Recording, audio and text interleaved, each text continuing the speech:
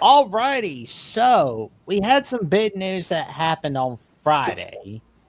And it was the House settlement. Now, I wonder, how does it affect the Alabama Crimson Tide exactly? Because, I mean, do we lose a few sports that are like not really the main ones? Like, say, do we lose like softball? Like, what happens to that? Like, what's gonna happen for the Crimson Tide? Like, how does it affect the Crimson Tide exactly? Well, you know, Jack, you got Title IX, and so you've got to offer the same number of male sports as you offer female, and scholarship offers and stuff have to match, and it'll be interesting. Um, per funding here we are. We're in purgatory. Nobody knows. I mean, we're sitting in limbo. What's going to happen? But all I know is whatever you offer male, you got to offer female, and you're not going to be able to get rid of certain female sports without getting rid of certain number of male sports. So, with the financial implications, who knows?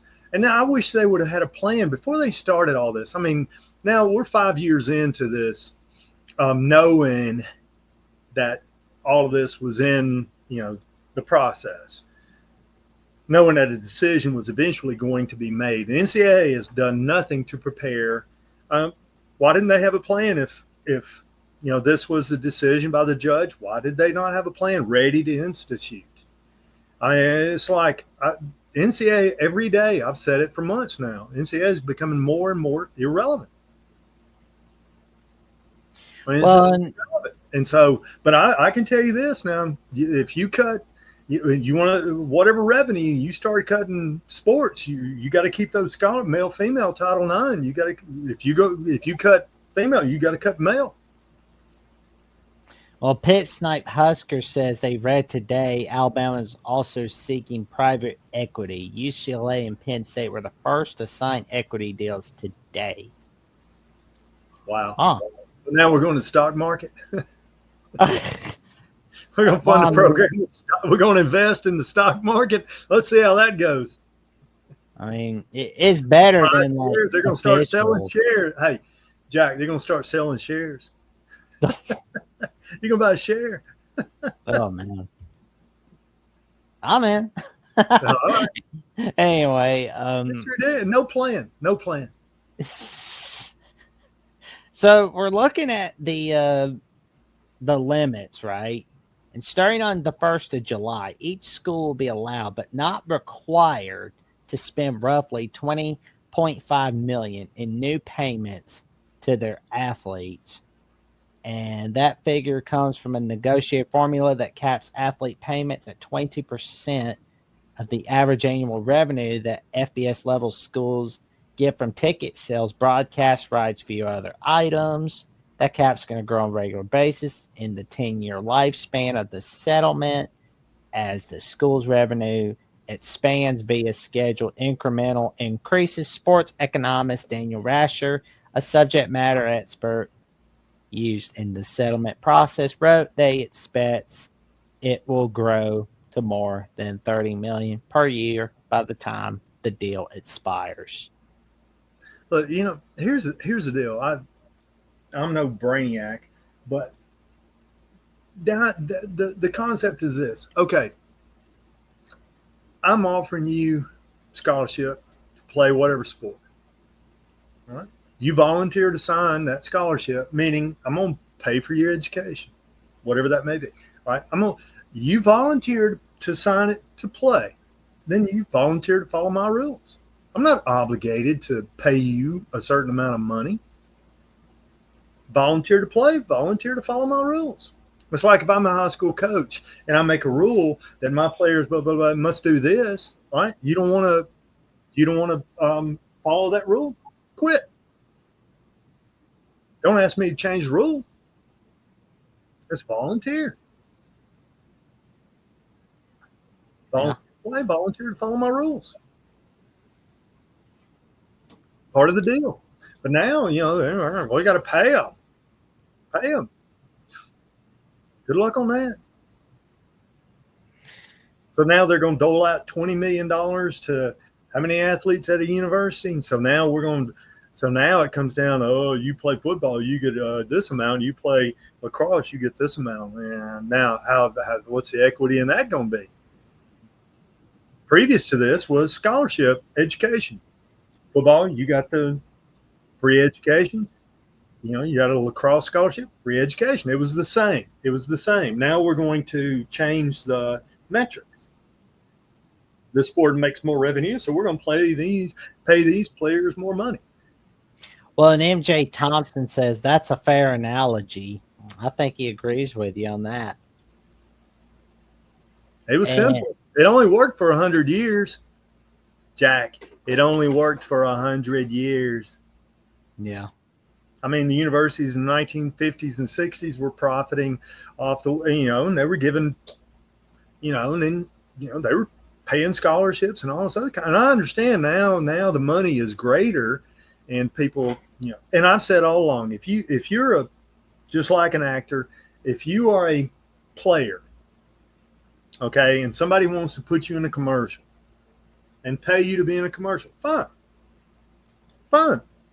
That's you, and that's a private enterprise. Yeah.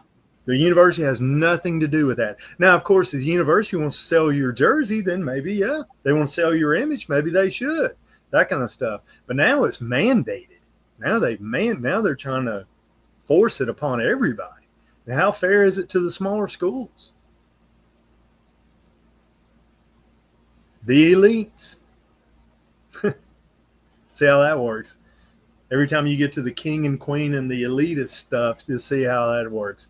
You reckon there's going to be a rebellion? Seems like there always is. It's always something. But it says that the NCAA's next steps are from Charlie Baker, the NCAA president, and many of his colleagues. They say the only way to solve these remaining legal problems is for Congress to write a new law that blocks athletes from becoming employees, gives the association an antitrust exemption to make rules that would limit players' earning power. In the weeks ahead, we will work to show Congress why the settlement is both a massive win for student athletes and a roadmap to legislative reform. The NCAA and its schools have been lobbying federal lawmakers to help during the past several years, but they have made little progress toward a new law. They hope that the expensive compromises they made in the settlement will spur some action in the coming year. Okay, being proactive. They knew the outcome might go against, and so they should already have a plan set forth, and not just start all of a sudden today, or this last week. All of a sudden now we're going to start the process. They sure already had everything laid out. All their NCAA should have already. All right, what happens if they vote this way? This is what we're going to do, and they may have that. We don't know yet, but they may have that plan already ready to enact and push forward. And God hope us, God hope them, God hope all. I hope that's the scenario. But right now, I ain't feeling too good about it. I think it's just too late to the dance. Well, we also have like a thing from the players' next steps, where it says growing group of athletes and their advocates say the best way to solve the industry's remaining legal problems is through collective bargaining. Professional sports are able to set legal salary caps and restrict player transfers by negotiating for those powers with a players' union. Because college athletes are not employees, they can't form unions. Without unions, it's not clear that any of the limits negotiated in the new settlement can stand up to future antitrust lawsuits. Sedona Prince, a lead plaintiff in one of the lawsuits that led to the settlement, told ESPN on Friday night that she and her peers hope the settlement is a launching pad to increase players' power in shaping new rules. We just walked into a new world, said Prince, who wrapped up her college basketball career earlier this year. It's a guideline for us to build and add to in the future. We need this foundation. Now we're being treated like semi-pro athletes. But there are a lot of concerns going forward for improvement in player health and player representation in decision-making.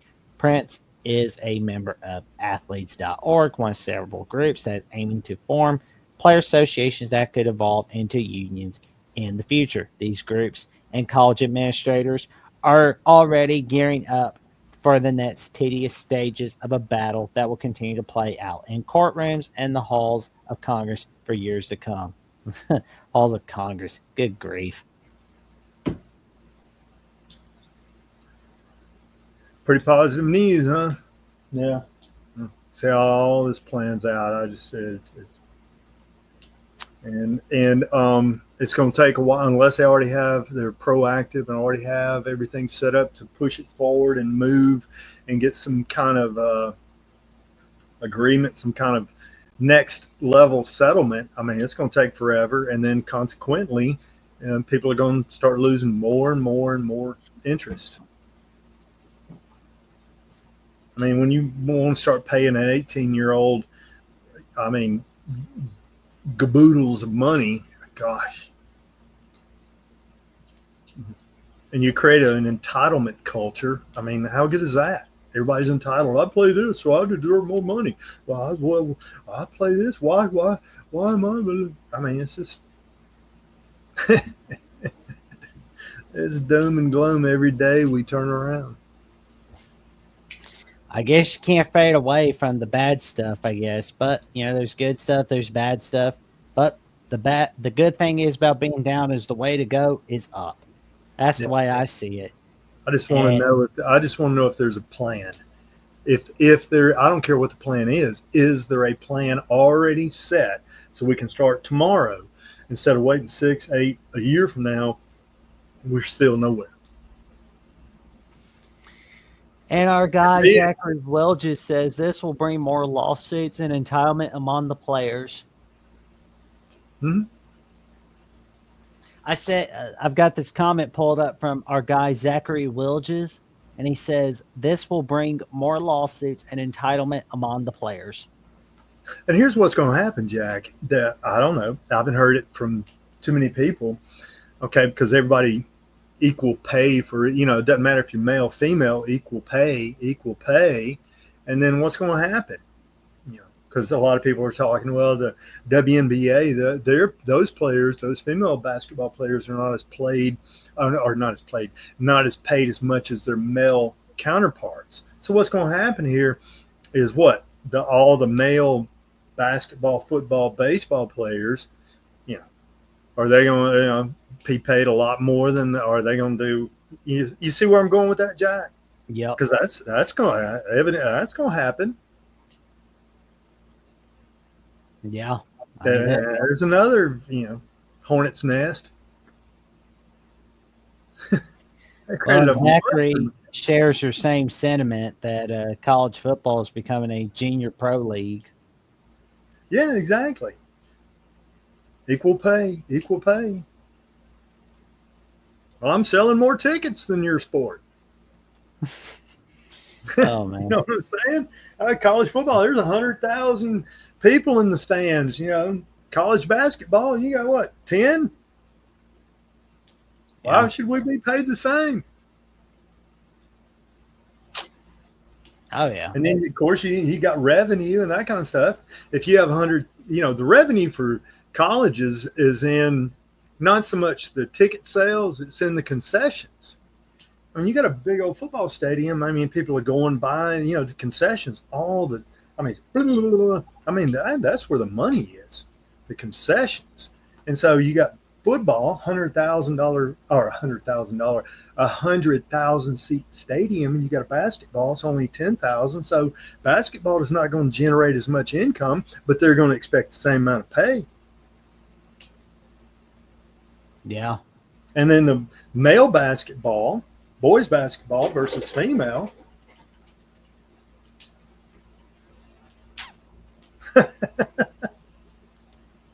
It'll be interesting to see what's going on. But like you said, there has to be a plan. Yeah, and is there one? I just want to know, is there a plan?